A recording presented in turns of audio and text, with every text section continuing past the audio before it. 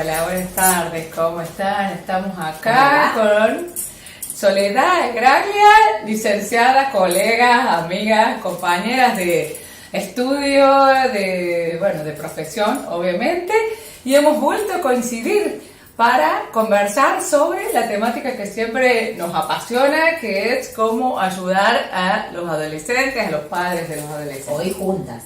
Exactamente. Hoy juntas, hoy no es virtual, hoy es juntas. Muy bien. En el mismo sitio. El mismo. Así que bueno, eso está bueno.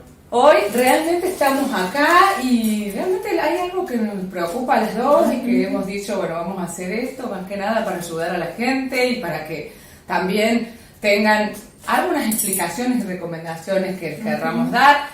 Bueno, más en este momento el tema que nos preocupa es los adolescentes y los vínculos. Las diversas maneras de vincularse que tienen los adolescentes. ¿Qué te parece, Sol? A ver, ¿qué es lo que se está viendo hoy en día en las relaciones sociales entre los adolescentes? Bueno, lo hemos ido como hablando de a poco y lo vemos en las redes, lo vemos en el consultorio, lo vemos cuando trabajamos en las escuelas, cuando trabajamos con los docentes. Vemos la violencia, ¿no? La salida del aislamiento, no de la pandemia, pero sí del aislamiento y de las medidas que se habían tomado y la vuelta a los espacios donde la gente se puede reunir, los jóvenes en este caso, más allá de las redes, lo que se ve, lo que se manifiesta es una situación de violencia. No solo los jóvenes, ¿no? También los niños, lo escuchamos en niños de nivel primario. Pero bueno, si vamos a poder pensar como en esa franja de edad, en los niños y en los adolescentes, lo que estamos asistiendo, advirtiendo, es una desvinculación, diríamos, ¿no? O una manera de vincularse a través de la agresión, a través de la violencia, con mucho enojo, con mucho destrato, también maltrato, ¿no? Como si fueran esos los aspectos sintomáticos de las relaciones entre los jóvenes hoy. Algunos pasan más desapercibidos, son más sutiles, o se naturalizan, lo cual también es un problema, porque se naturalizan mucho más rápidamente, y otros toman dimensiones que lo convierten en noticia, ¿no? Como por ejemplo el caso del bullying, ¿no? Sí, como por ejemplo el caso del bullying. Que podemos decir que la violencia o el trato que están teniendo los adolescentes, y hasta también podemos decir que los niños, como bien dices, pero ¿se está naturalizando esta forma de vincularse? Mira, la verdad que lo que podríamos decir es que a mí la palabra naturalización me produce escozor, digamos, ¿no? Me preocupa bastante.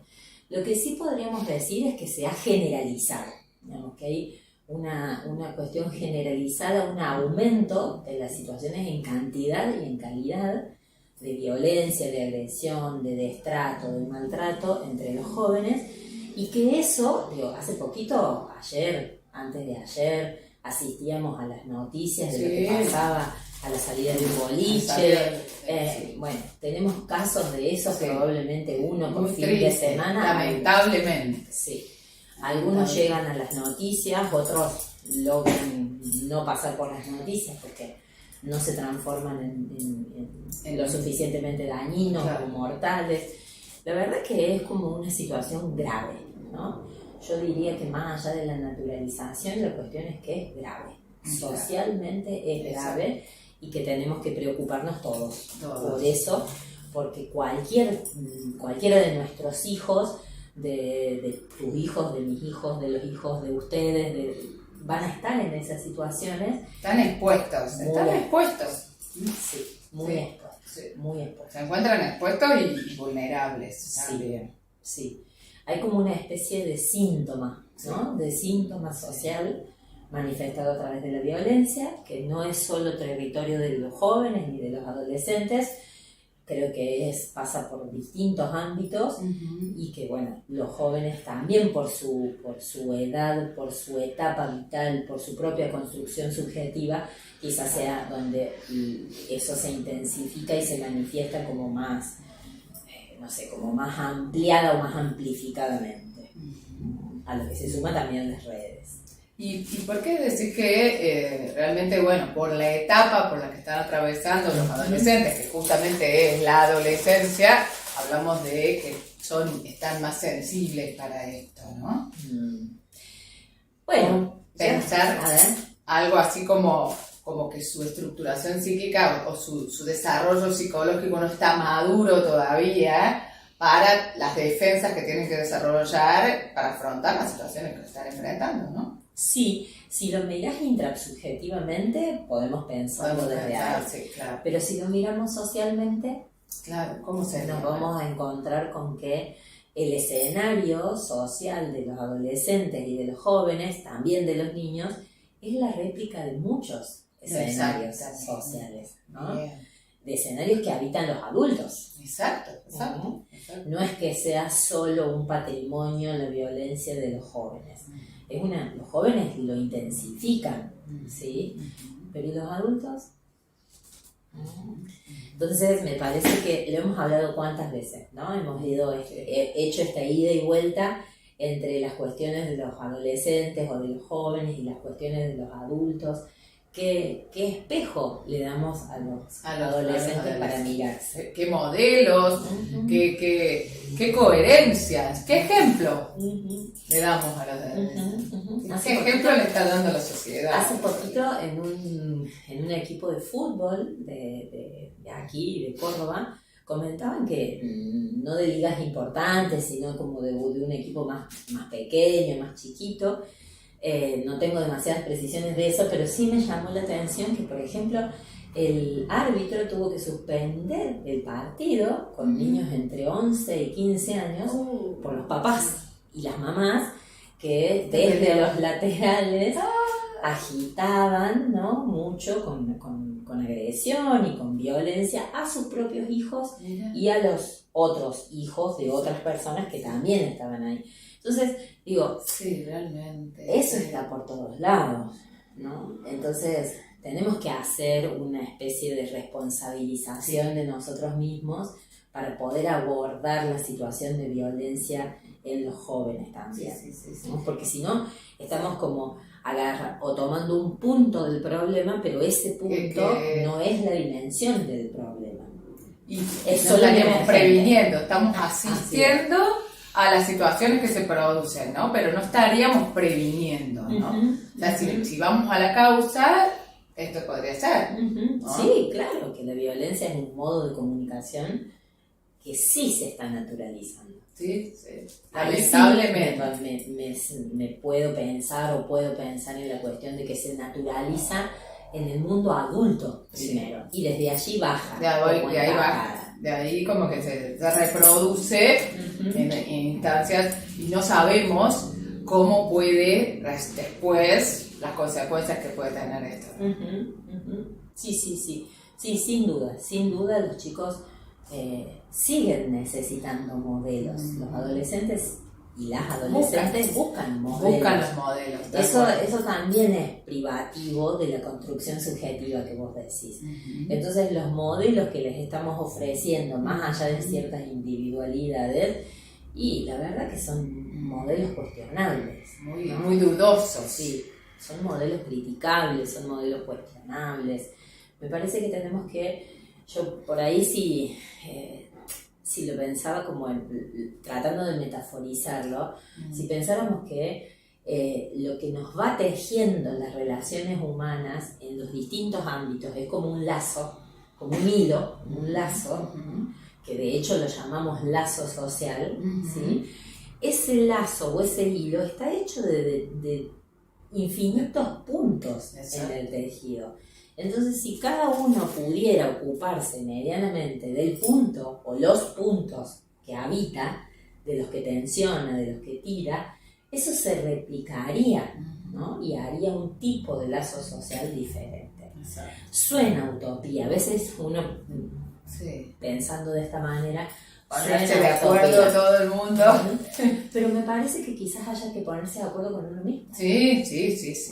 Y ponerse de acuerdo con quien uno cría y acompaña adolescentes, y ponerse de acuerdo con las personas que están cerca de esos adolescentes, con los maestros, con los profesores de fútbol, ¿no? Eso... Hacer acuerdos de convivencia serios, ¿cierto? Posibles. Sí. ¿No? Eso es lo que también decimos, cuando hablamos de red, cuando hablamos de responsabilidad en conjunto o de corresponsabilidad, hablamos de esto, ¿no? De padres, de maestros, de profesores, incluso hasta hasta un portero de la escuela también tiene una responsabilidad, ¿no? Claro que sí. Claro Esa responsabilidad replicada en que todos tienen que conocer cómo aportan, ¿no? Sí, y fíjate que es un buen punto ese, porque a veces pareciera que ciertas personas con las que compartimos cotidianamente, como el portero de la escuela o las personas que hacen la limpieza o el orden o el mantenimiento de las escuelas, o si uno lo piensa en una casa, las personas que trabajan ayudándonos en nuestra propia casa, o las niñeras o los niñeros de los niños más pequeños, como son todas personas que forman parte de este lazo del que estamos hablando. Exacto. Y cumplen un rol fundamental en esta tarea de achicar los márgenes de violencia y reconstruir o resignificar o recrear, que son todas sinónimos, digamos, este hilo que está tan tensionado, ¿no? Que está tan tensionado. Sí, hablemos también de, esto da pie para hablar también de que tanto los niños como los jóvenes, como los adolescentes y los jóvenes, siempre buscan en lo social apropiarse de esos modelos, apropiarse de los ejemplos, o a lo mejor también, los otros días una mamá me comentaba y me decía, mi hija me pide consejo, mi hija de 11 años me pide consejo, que no sabe cómo hacer con sus amiguitos. Y entonces, ¿qué es lo que un papá le puede decir a su hijo que está entrando en la adolescencia, donde se está preguntando muchas cosas, donde está buscando nuevas identificaciones, se está reconstruyendo su mundo, como estamos hablando? ¿Qué función cumplen los papás acá, no? Yo escribía hace muchos años ya, escribí un texto que trabajaba sobre el bullying dentro de las escuelas y nos preguntábamos sobre el rol de los padres en esas situaciones, ¿no? Porque los papás por momentos no se enteraban de lo que pasaba en el aula o de lo que no pasa en las redes, y entonces lo que trabajábamos es que los hijos adolescentes, las hijas adolescentes, tienen todo un mundo paralelo a los papás, ¿no? Y si bien esto siempre es así, los adolescentes buscan espacios exogámicos fuera del ámbito familiar y conocido, las redes han aumentado esa dinámica de lo foráneo, lo desconocido, lo lejano, lo fuera del sistema familiar. Entonces, los papás se quedan como absortos, ¿no? Entre esa diferenciación propia que los adolescentes necesitan y el desconocimiento que a veces habitan en las redes, los adultos que no son nativos digitales, todo va como agrandando la brecha, ¿no? Entonces, los papás por ahí, frente a esta posición de desigualdad que ocupan con los adolescentes, suelen tomar como dos posiciones. O la cuestión más persecutoria, más invasiva, más intromisiva, ¿sí? O la separación. Totalmente de alejamiento. ¿Sí? Como si nos costara mucho, a los papás les costara mucho, a los papás y a las mamás, encontrar posiciones de entrada y salida. Equilibrio, en la relación. Algo como un equilibrio de trabajar con ellos, porque tampoco que se sientan que uno no les da ningún tipo de tiempo, pero que tampoco se sientan que uno los invade mucho, ¿no? Sí. O sea, Y además hay que tolerar la embestida. Sí, ¿no? Porque Los papás, por ahí contestan y se van, pegan portazo. A los papás les cuesta mucho tolerar la oposición, la embestida, esta cosa de que los hijos y las hijas busquen sacarlo del lugar al padre y a la mamá, por supuesto. Entonces me parece que es toda una dinámica, todo un encuentro y desencuentro en estas relaciones vincular, claro, pero que van a forjar una situación diferente. O sea, yo creo que no es que abandonar esa No, posición. no. Claro, y uno no puede abandonar como papá también. Bueno, mi hijo me dijo que yo lo invado mucho, entonces lo voy a dejar. Porque eso tampoco es la referencia, ¿no? A mí me gusta llamarlo como una posición de trabajo, Sí. ¿no? Algunos papás lo llaman como una posición de lucha.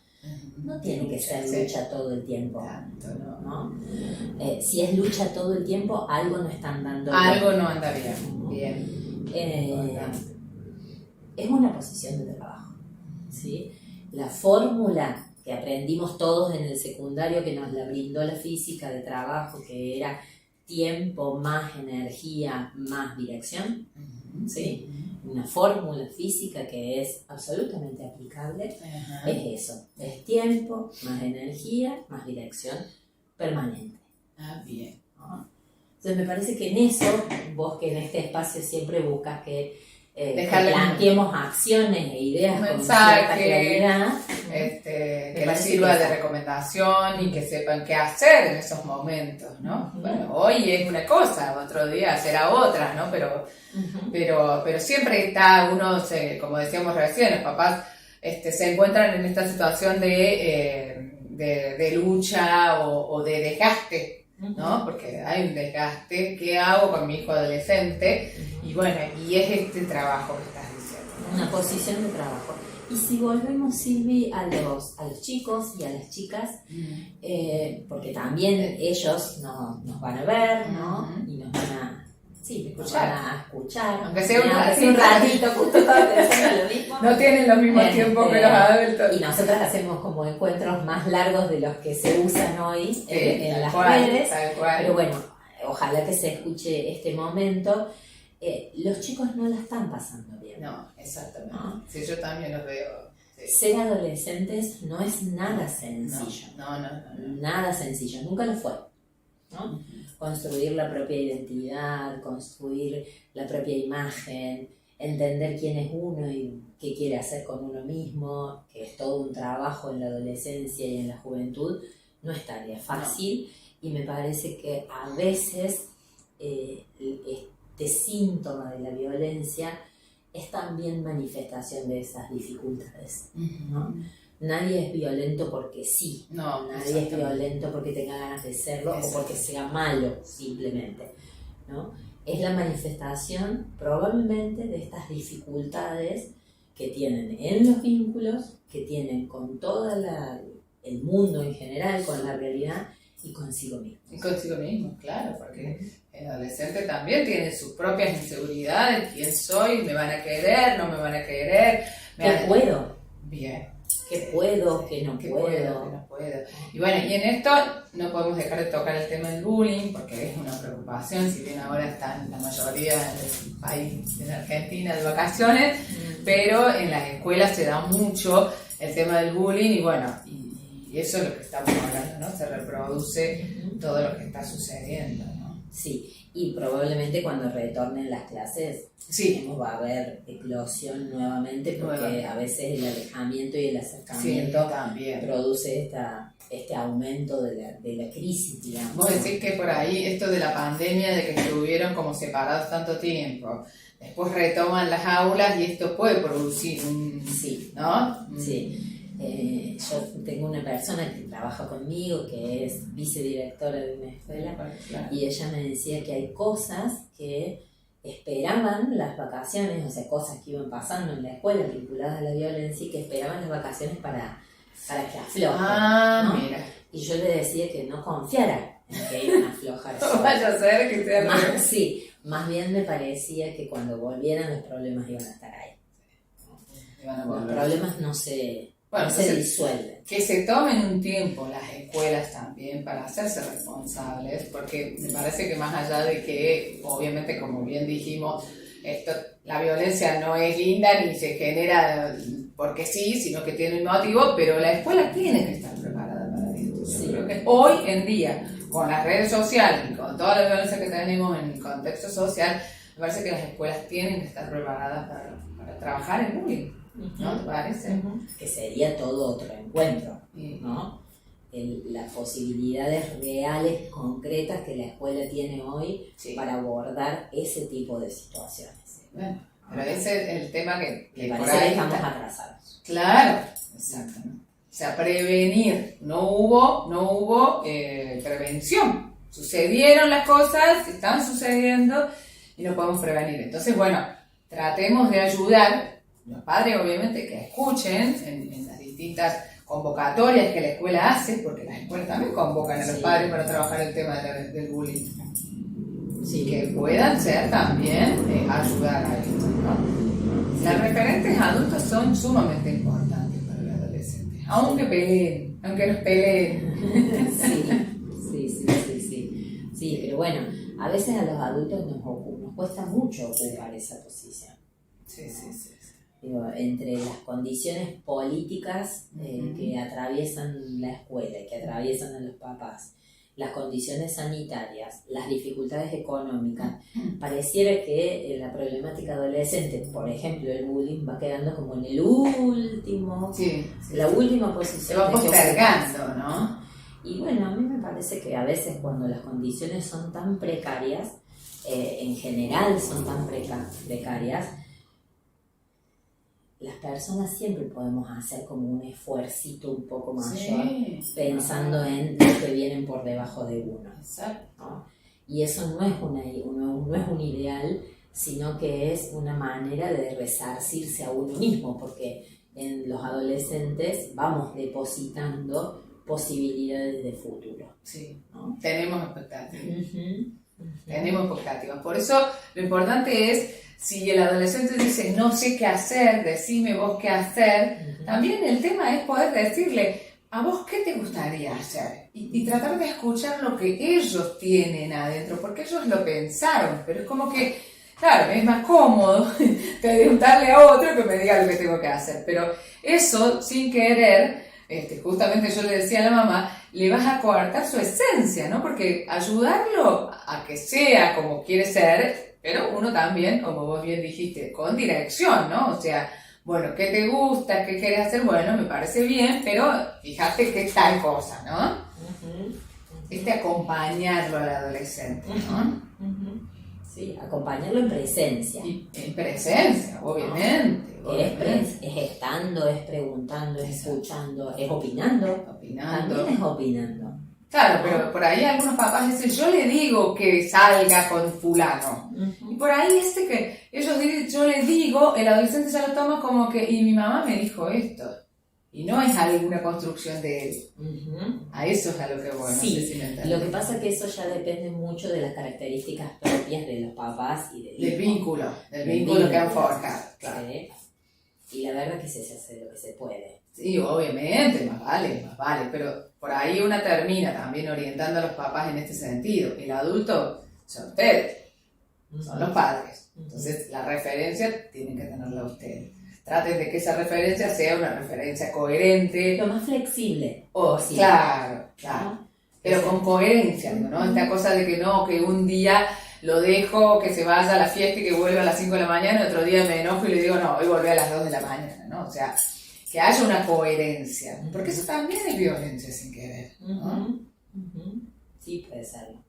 Sí, puede ser. Claro, porque es como que el adolescente un día dice, mi mamá me deja. Queda como algo. Y después se pone loca y me dice que no, pero igual me deja. Entonces eso confunde al adolescente. Sí, queda como bajo el antojo de los papás. Claro. Bueno, ahí no hay dirección. Sí. ¿No? Ahí se ha perdido la dirección. En una idea, en una visión que uno tenga del modo en que más o menos le gustaría que las cosas pasaran. ¿No?